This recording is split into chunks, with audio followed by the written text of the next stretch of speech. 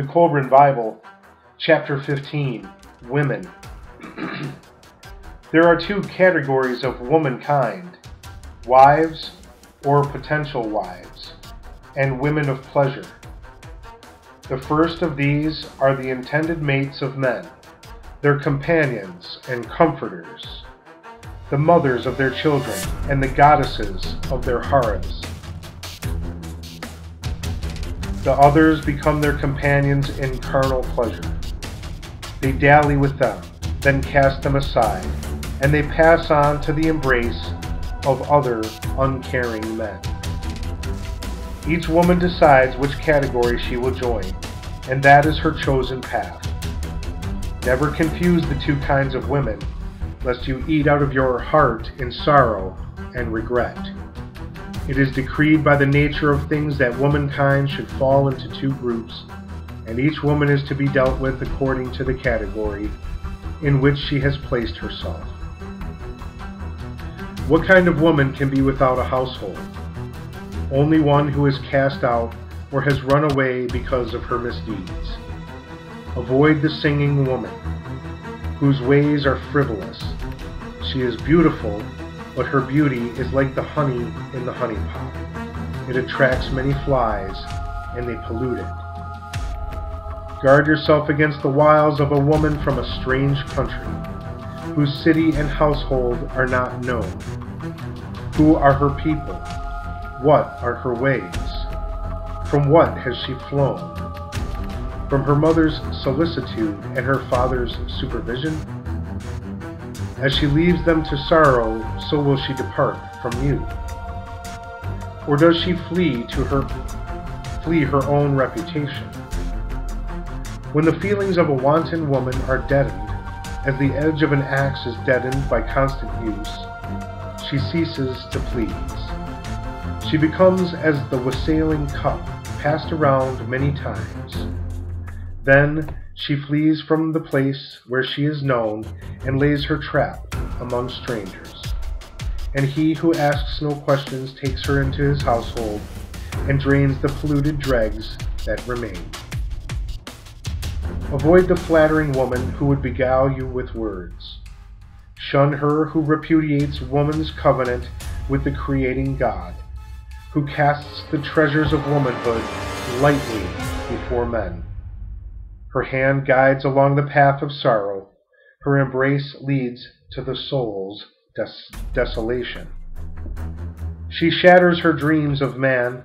She is a traitor to womankind, the betrayer of womanhood. By the unclean embrace of the wanton woman, a man may be brought down to destruction. The adulteress lies in wait to suck the happiness of a family. A failure in her own home, she seeks gratification in the ruination of another. Adulterate the household of no man by lying with a woman thereof. Men do not despise a thief if he steals because he is hungry, but all men despise the adulterer who takes what is not his to vent his own lust. If you commit adultery, then prepare to flee, for men will arise against you. For if they revile not the adulterer, nor raise their arms against him, then it is a time of the nation's degradation. And all men must look to their own wives. If men fail to punish the adulterer, then they encourage the seduction of their own women. In the land of weaklings, the adulterer hunts freely, for who will oppose him? Is it not written, that which is not punished is condoned? He who accepts meekly the seduction of a woman of his household is a weakling and coward, and unworthy of the mantle of manhood. He who turns his face and sees not the seduction of another's wife encourages the adulterers and establishes their place among the people. All men who are men are jealous of the sanctity of their hearth and home, and the righteous wrath of a wronged husband shall overwhelm the guilty ones. His is the day of vengeance, and no gifts shall appease him. The man who declines to strike a blow in defense of his home and honor is a weakling and coward. Men turn from him in disgust, or he sickens their stomachs, while women despise him. He who suffers in defending the sanctity of womanhood suffers in the cause of God, who made woman the guardian of the portal of life. In the land of real men, she reigns as goddess of heart, and home. When a woman whose husband is absent displays her beauty and encourages your visit, when she arranges that there be no witnesses and prepares her net for you, then is the hour of your manhood's trial. Depart from her house, for it is a place of evil. He who defiles the home of another cannot be justly wrathful if his own is defiled. It is not the way of a real man to defile the house of another in his absence. Only weaklings sneak around furtively to gratify their body lust in another's domain. If you are unfortunate and unwise enough to love the wife of another man, then degrade not that love by expressing it in dark corners like a cur. Go to the husband like a man, and let events happen as they will.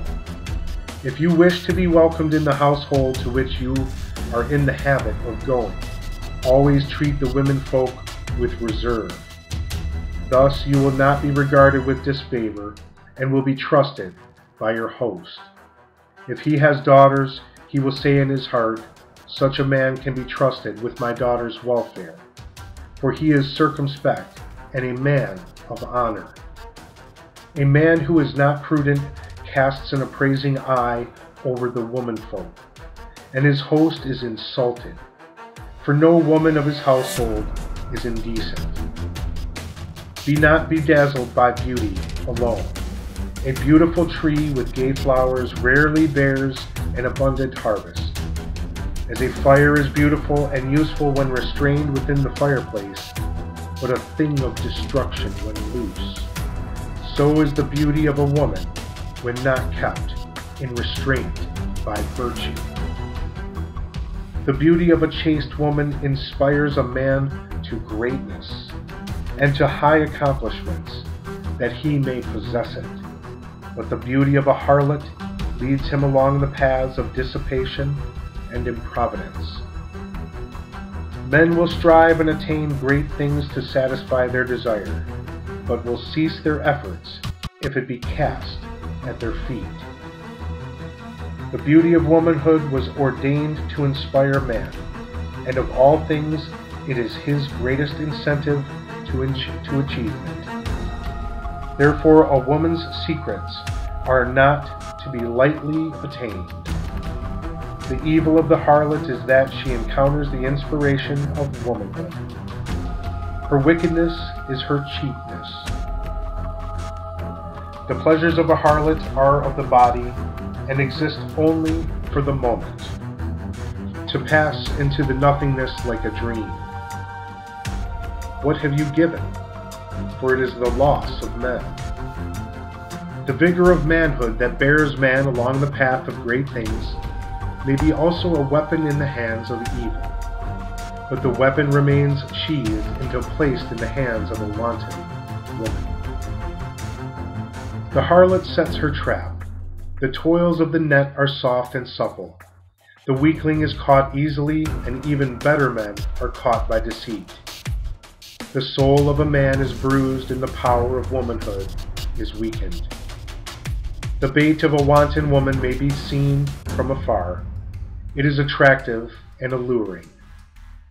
The hook is well hidden. Her glance is bold. She seeks the attentions of men and spreads out her temptations. Her allurements are well displayed, for has she not had much experience? Her limbs are soft and shapely, her attire loose and inviting. Her eyes speak silently of furtive pleasures. Her bosom invites the caress of lust. Her smile softens the heart, and her tongue kindles the fire of desire. The smoothness of her tongue overcomes reserve, and her soft manner closes the eyes of wisdom. She is familiar with the ways and weaknesses of men and well practiced in the gratification of their bodies. She anticipates success, for her victims are not few. She satisfies the lustful desires of the body, but how does she serve the spirit? What does she do with man's highest dreams of womanhood? Fly from her allurements, and close your ears to her words of false endearments. They are well worn from practice on many. If you give heed to her languishing glances, or listen to the soft words that fall from her lips, if you yield yourself to the warm embrace of her arms, then you sacrifice your manhood at the altar of lust. If she binds you as with a spell, when your eyes become open, you will know the meaning of shame. Poverty and slothfulness follow in the train of the wanton. Misery and remorse will be your lot. Your manliness will be sapped by dissipation. Your body, pampered by luxury and softened by sloth, will become enfeebled. Your limbs will weaken and your health depart. The glow of strength and the joy of living will be gone. There will be no tender arms to hold you with compassion, or eyes to regard you tenderly.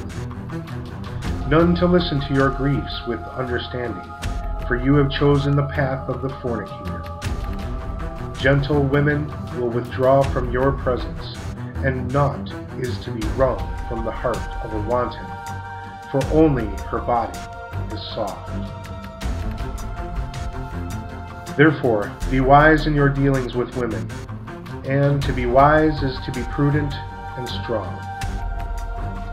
Reject that which is cast before you, for it will be shared with many men. Seek only that which is desirable in its near unattainability, for it will be yours alone. Be wise and avoid the sweet enticements of the wanton and the lustful inducements of the harlot. And allow not your heart to be trapped by enchanting mirages of love. The woman who is cheap will receive many offers of silver, but none of gold. Man has many chisels, wherewith to fashion the form of his immortal soul, and among them none is so sharp as the hard chisel of desire. Therefore beware, lest in the fullness of youth you fall prey to the allurements of the wanton woman, who will cause you to degrade your manhood and cut shameful strokes by the excesses she offers for your delight. She will entice you with a false sweetness, which disguises the bitter, soul-corroding drought. Her charms are delusions, which will blind your eyes and benumb your feelings. Drink at the tainted well if you must, but never after shall you be free of its taint, and never after shall you enjoy the pure waters of love in their refreshing fullness. How drab the wanton woman beside the chaste woman, who stands bedecked in radiant virtue and dignified modesty, whose glory puts the brilliance of the starlit night skies in the shade. Her influence for good is among the greatest earthly powers. She molds the destinies of men in purity and wholesomeness, and in her hands the hammer strikes the chisel to fashion a form for glory. The chaste woman is soft and gentle, modest and kind. Her glance quickens the beat of all but the hardest heart, and her touch quiets the raging storms in the most troubled. Her eyes shine with womanly innocence, and she is garbed in simplicity and truth. Her exclusive kisses are sweet as the fresh plucked, dew-cooled grape, and the breath from her lips is as a warmly soft perfume breeze. Close the doors of your spirit against the destructive assaults of deforming passions, and open your heart to the tenderness of love. Its pure, gentle flame shall inspire the soul to sublime heights of glory and softly mold it into a magnificent form of perfection.